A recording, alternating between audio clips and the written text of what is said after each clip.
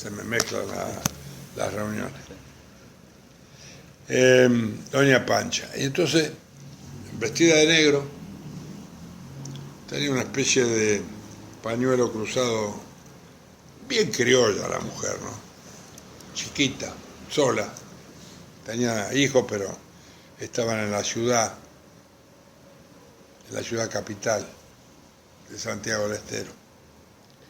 Y dice, venga a conocer mi casa. La casa era un rancho de paja, adobe. Me llamó la atención qué lustroso era el piso de tierra.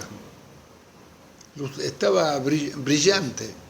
Quiere decir que la mujer mantenía su hábitat en las mejores condiciones. Y en un rincón, mirando la casa, veo una velita,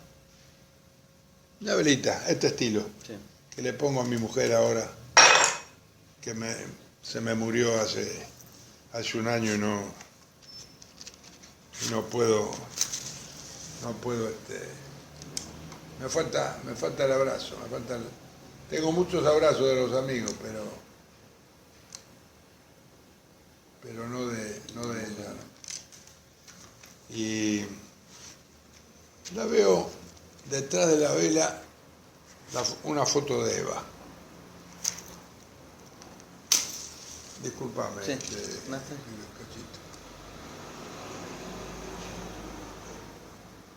sé, por ahí ya no hay poca mecha.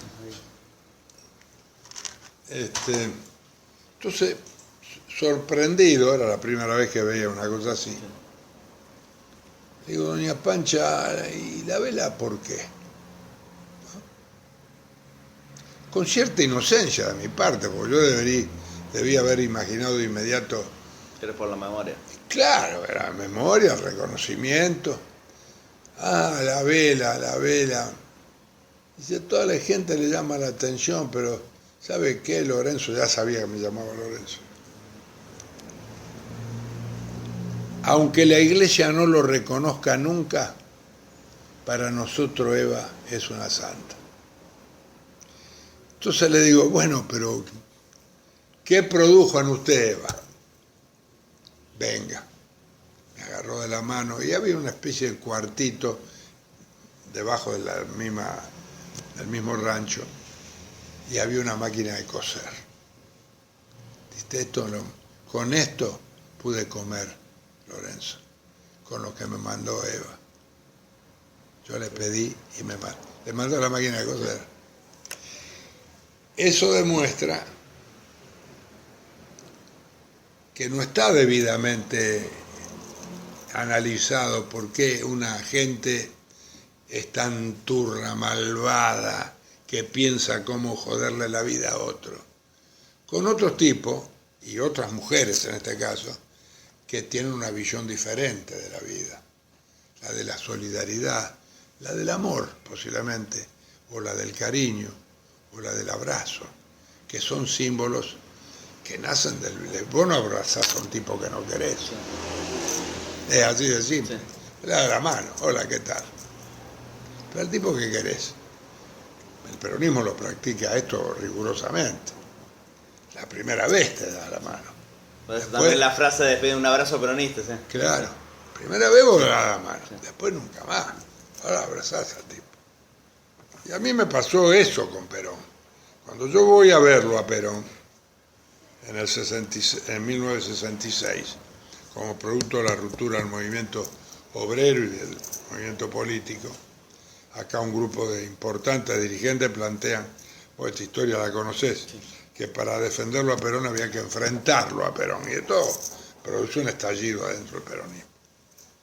De un lado se quedan los más poderosos, pero del otro lado nos quedamos nosotros confrontando, por supuesto, y sin saberlo la gente acompañó esta movida durante los 24 meses que duró la CGT. Creamos la CGT de los argentinos y además rompimos también lo que eran las 62 organizaciones, aún hoy pretende serlo, un poco desvirtuado por las razones por todos conocidas, pero las 62 organizaciones era la pata política de los trabajadores, y de ahí salían algunos de los diputados nacionales que Perón, con inteligencia, había armado el 33%, o sea, las mujeres, la política, los sindicatos. De ahí salían. Creamos la 62 de pie junto a Perón. El nombre de Junto a Perón lo puso el abuelo de este pibe. Sí. Falleció. ¿Cómo se llamaba el que puso el nombre? ¿Cómo? ¿Cómo se llamaba tu abuelo el que puso el nombre? Crisófoli. Crisófoli. Norbert Crisófoli. Interesante. Fue mi ayudante en la comisión directiva de la Unión Ferroviaria. No se usaban los secretarios. Sí. Esa era una vieja estilo que, no sé hoy cómo lo llaman, creo que siguen llamando de la misma manera, que dejaron los socialistas. Ellos no tenían un secretario. El miembro de la comisión directiva tenía un ayudante, sí, cosa que no lo desjerarquizaba, o sea, lo ponía a nivel de ayudante, el sí, tipo, y no un secretario. Claro, ese fue. ¿Qué fue lo que más impactó de Perón como persona? Su enorme humanidad y por qué nadie escribió sobre ella. Inclusive Pavón Pereira, que era su biógrafo, tiene rasgos así muy parciales, pero a ver, yo lo conocí humanamente, pero nadie está con el saco de fumar, pero cuando me recibe. ¿Y cómo era Perón como persona, como ser humano? ¿Qué cualidades tenía? Y yo te cuento, cuando llegamos, yo venía de un hogar socialista, mi viejo era un militante transversal al peronismo.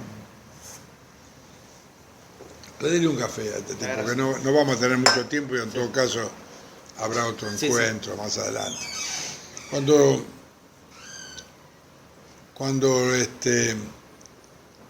lo voy a ver a Perón, bueno, hago el contacto con Jorge Antonio, que fue el que me abrió la puerta. Ahí estaban dando vuelta dos hombres que habían quedado del otro lado, que habían quedado con la idea del colaboracionismo, sí, con el gobierno de la Revolución Argentina, que representaba Juan Carlos Onganía, que era Vicente Roque, dirigente, muy importante dirigente de la alimentación, y un gran amigo con quien terminé enfrentado, pero después le tomé la hija, me pidió trabajo para la hija, que era Jerónimo Iceta, dos grandes dirigentes de la década del 60, pero que quedaron del otro lado. ¿Qué encontré yo en Perón? Los gestos más simples que marcaba hasta qué grado el tipo tenía esa cuestión tan particular de penetrar sobre el sentimiento de la gente. ¿Por qué? Porque la otra pregunta que vos deberíamos hacer, que vos me deberías hacer, me parece, es ¿por qué aún existe el peronismo? ¿No? Sí, después de 70 años, de los cuales la mitad pasó en la represión. Existimos porque penetró en el corazón de la gente. Perón no es un político más. No, Perón era el jefe, era quien no se lo discutía, a quien se lo tenía para que nos defendiera. ¿Por qué se había puesto el uniforme no solamente de soldado, sino de un militante de la causa nacional y popular en serio? Yo le cuento, me dice Perón, cuando me recibe, yo estuve 21 días con él. Todos los días, 2 horas y media, 3 horas. Creo que vio en mí, yo tenía 33 años, él tenía 70. La mitad de mi vida. Él ya era un hombre maduro y le faltaban 6 años para volver. Sí. Cuando volvió con 76 y murió a los 78 años. Él era un gran fumador y nadie sabía que fumaba porque no lo hacía en público. No lo hacía en público. No fumaba en público. Fumaba cuando estaba solo o con algún amigo. Cosa que me ocurrió a mí verlo fumar. ¿Se puede decir que era el único vicio de Perón, fumar? ¿O era una persona que también tomaba? No, para tomar nada. Sí tenía un gusto que ahora te lo cuento. Sí. En mi casa no se fumaba, no se tomaba ni se jugaba, como era la, la La vida en esa época. no, lo que el socialismo tenía como conducta. Sí. Socialismo de Juan B. Justo, ¿no? Era la casa del pueblo, una P colorada con una S en el medio. Partido Socialista. Bueno, ahí me dieron los primeros 3 librillos, yo tendría 13 años, antes de Perón. 43, 12, 13 años. Y mi viejo me llevaba, él iba ahí, militaba ahí. Y me dieron 3 libros de José Ingeniero, que no hablaba de la ideología, sino que hablaba del hombre mediocre, la simulación en la lucha por la vida y las fuerzas morales. El tipo, José Ingeniero, habla en esos libros, conviene buscarlos. Sí. Se encuentran en las viejas librerías, todavía hay. Debe haber habido alguna edición nueva también. De la conducta de los hombres públicos, cómo debe ser. Porque la gente, a mí, como ser, me puso en claro de inmediato. Cuando un tipo es electo, dice, me han honrado. Y es al revés. Desde el mismo momento que vos sos electo, tenés que honrar el cargo. Es al revés. Vos le tenés que devolver a la gente que efectivamente confió en vos, pero no te han honrado. Te obligan a dar cumplimiento de la mejor manera y la responsabilidad. O sea, el cargo, la carga que lleva. Y la carga. Y además ser un servidor público, como debe ser un hombre público. Un servidor público. Ese es el cargo. Sea este el presidente o el último de los consejeros escolares en los distritos. Y ahí me dice, ¿qué vamos a tomar, Lorenzo? Entonces dije, general, yo vengo de una casa muy aburrida, no se toma, no se juega ni se fuma. Bueno, dice, vamos a tomar un coñac. ¿Le gustaba el coñac? Tomarla en circunstancias sociales, invitando a un amigo. Que es la única forma, cuando uno dice, vamos a tomar una copa. Tomar la copa es el pretexto.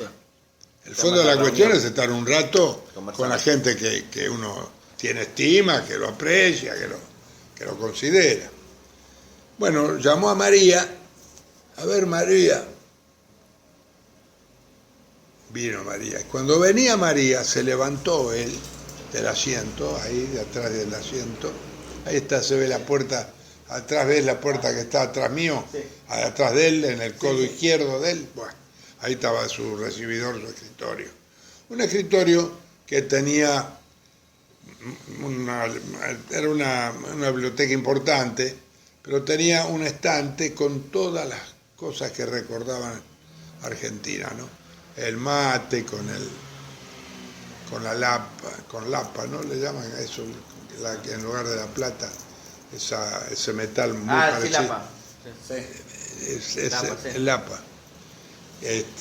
Fusta, rebenque, una montura, facones. Tenía los recuerdos de la República. Cuando se levanta me dice, ahora no hable porque la española esta es Olfa de Franco. Lo odiaba a Franco, porque nunca lo recibió en los 16 años y medio que estuvo en Madrid. Pero Perón era amigo de Pilar, de la hermana, ¿no? Sí, un poco. Tampoco se frecuentaban mucho. Entonces se podría decir que Perón no era franquista. No, para nada. O sea, las circunstancias lo trató en España. De gallego, a mí me lo dijo. Sí. Es un gallego desagradecido. Perón da orden cuando el bloqueo impuesto por Estados Unidos, que le duró muchos años al franquismo, que todos los barcos cerealeros pusieran proa a puertos españoles para matarles el hambre. Sí. Eso fue muy recordado cuando Eva va en su corto viaje por Europa.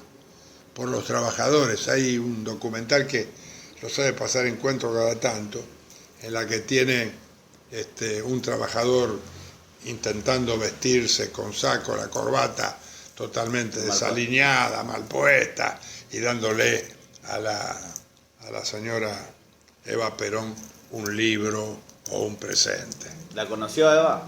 Sí, me besó, arrimaba la cara. En el Congreso, no, ese no, porque ese es de la CGT. ¿Qué recuerdos tiene de Evita?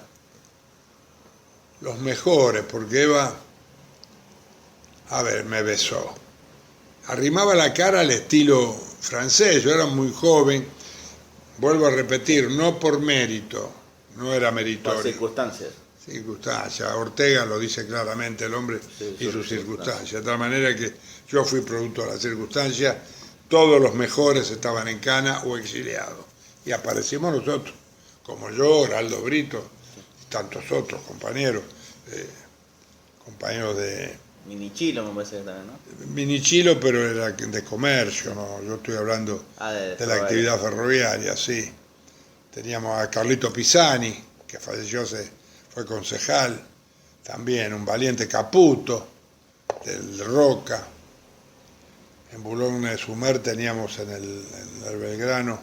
Bueno, en cada lado teníamos un tal González, Héctor González, un compañero del Sarmiento, que fueron los tipos, eran muy jóvenes, todos más o menos éramos 30, 35, éramos tipo, en el momento que llegamos a la comisión directiva, me refiero, ¿no?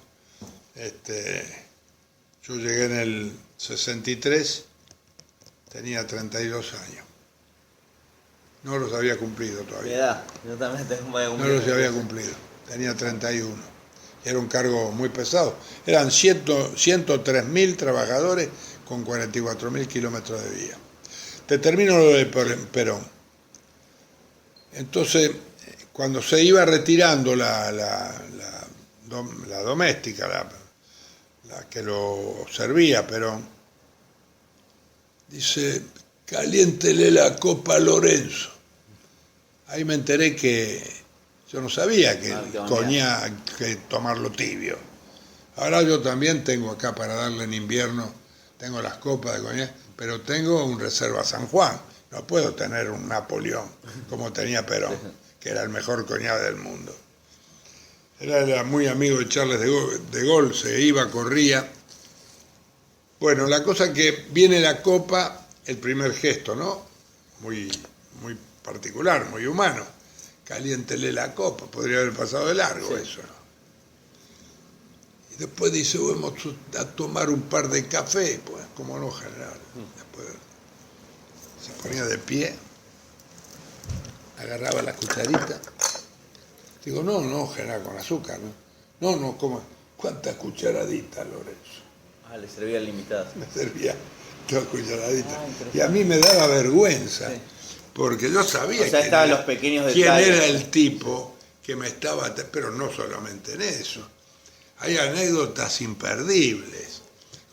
Tuco Paz, que se nos murió hace 2 años. Hipólito Paz. Hipólito, Jesús, gran amigo. Médico. Formó parte... No sé si era médico, no, nunca. Me parece que escribió un libro sobre el tema de la salud de Perón. Ah, puede ser. Él era Qué suerte la gente que cree tanto. Vos sabés que esperaron él y don Pedro Yáñez, que tuvo 3 años médico, traumatólogo, me atendió a mí después. Había sido secretario de salud, don Pedro Yáñez, ¿no? También un gran peronista. Lo tuvieron 3 años en cana. El tipo había sido secretario de salud de Isabel. Y lo tuvieron preso por eso, por haber estado... pero murieron en paz los tipos. Consiguieron creer seriamente en que después de la muerte hay otra vida. Y yo tengo alguna duda de eso. Una pregunta, usted recién dijo que Perón tenía mucha amistad con Charles de Gaulle. ¿Nos puede comentar un poco más? Porque Charles de Gaulle, él iba a verlo cada vez que podía, y que el propio Charles de Gaulle estaba en condiciones de ser visto, ¿no? Porque el hombre estaba rehaciendo Francia, no tenemos que olvidar. En el 60, ya había pasado unos años, ¿no? Bueno, El cuento es que, el cuento, lo relataba él, Sí. no era un cuento, a mí yo lo tomé como un relato. Se hacía llevar con el auto, algunas veces a Perón le gustaba manejar el auto. A la Quinta San Vicente con Evita iban en auto, cuando todavía... Ahí él manejaba. Y él manejaba. Y no sé si iba con custodia, no sé, nunca esto quedó en claro. Pero no, sí, tenía una relación con Charles de Gaulle. Él me explicó a mí que la tercera posición no tenía nada que ver con el tercer mundo. El tercer mundo era el tercer mundo pobre, marginado, marginal. Sí, algo geoestratégico. Pero la tercera Más posición ideológico. era los no alineados. Sí. Mariscal Tito, Charles de Gaulle, Fidel Castro, Mao Zedong y el peronismo. Sin Perón en el gobierno, en el exilio. Pero esta fue la postura que tuvo Perón siempre mientras gobernó. Nosotros, más, reivindicó la bipolaridad del mundo. Claramente, dice, bueno que haya un mundo bipolar, Lorenzo. ¿Por qué, general? Porque mientras los grandotes se pelean, pasamos los chicos por el medio. Está bien eso, muy bien. Y otro líder de la época era el árabe Gamal Abdel Nasser. ¿Perón tenía acercamiento? Yo no sé, porque me parece que Nasser murió mucho antes que Perón estuviera en España. No, él en el 52, murió en el 70. En el 60. En el 70.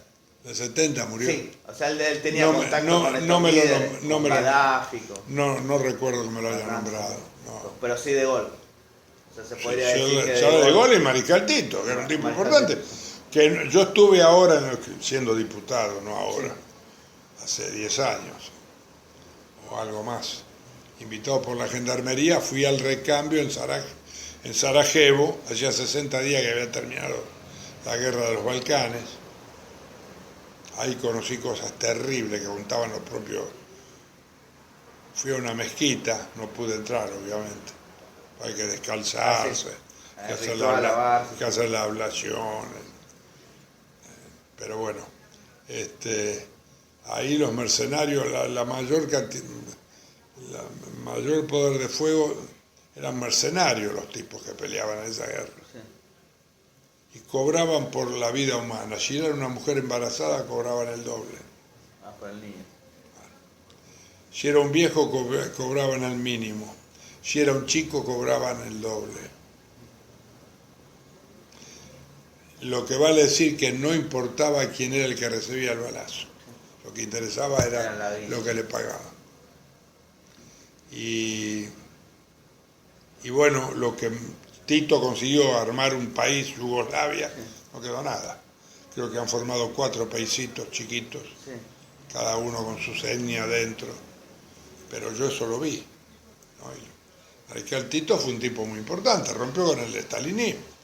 Y él hizo un comunismo a su manera. Si hoy estuviera Stalin, los chinos no serían estalinistas.